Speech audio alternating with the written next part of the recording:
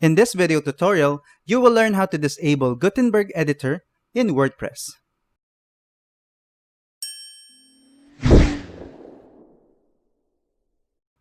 Gutenberg is a drag-and-drop WordPress editor based on blocks. It gives you much more freedom to edit your posts and pages without installing page builders plugins, themes, or coding. Although it sounds super awesome at first glance, Gutenberg is likely to cause a lot of issues across the web, breaking websites.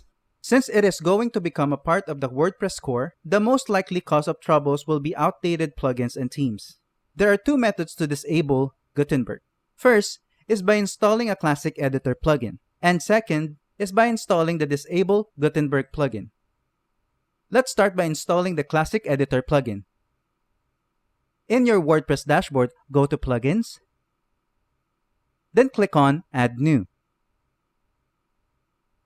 If you see it in your featured plugins too, then you can install it from here. Otherwise, just type Classic Editor in the search bar.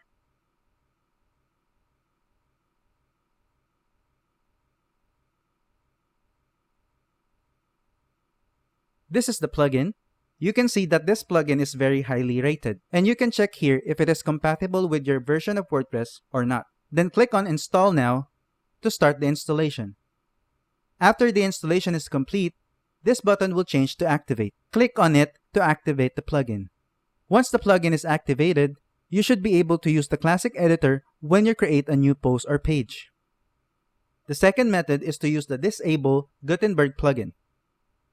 You can install it by going to Plugins in your WordPress dashboard, then click on Add New. In the search bar, type Disable Gutenberg and press Enter.